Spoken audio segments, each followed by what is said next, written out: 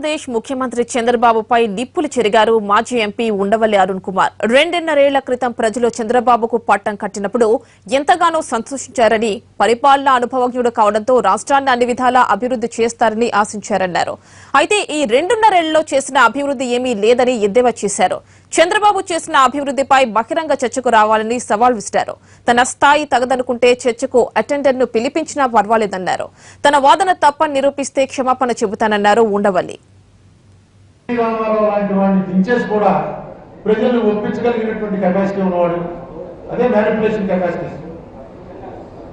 రాష్ట్రం కోసం ఖచ్చితంగా ఈ వయసులో ఆయన ఉపయోగపడతాడనేటువంటి ఉద్దేశం అనుకున్నాం. మనలో కూడా చాలా మంది అనుకున్నాం, తప్పేం లేదు. చంద్రబాబు నాయుడు గారు వచ్చిన తర్వాత ఈ 2.5 సంవత్సరాల్లో ఏం జరిగింది అంటే, నేను ఒక్కటే ఈ ప్రభుత్వాన్ని కోరుతున్నాను, ఈ 2.5 సంవత్సరాల్లో మీరు ఏం చేశారు అన్న దాని మీద ఒక చర్చ పెట్టండి, ఒక బహిరంగ చర్చ పెట్టండి. మీరు మాటి మాటికి పారదర్శకత పారదర్శకత పారదర్శకత అంటే గుణపం పారబట్టుకుని టీవీలో కనబడటం కాదు.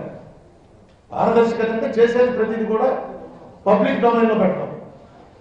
నేను అనేక సార్లు అడిగాను, పట్టిసీమ మీద అడిగాను, పోలవరం మీద అడిగాను, అమరావతి మీద అడిగాను. రండి ఓపెన్ డిస్కషన్కి. మీరు మీ స్థాయి సరిపోదు, మీరు సీఎం, నేనేమో ఏమీ లేను అండి. నేను సీఎం రమ్మంట్లా, ఎంపీని ఎమ్మెల్యేని రమ్మంట్లా.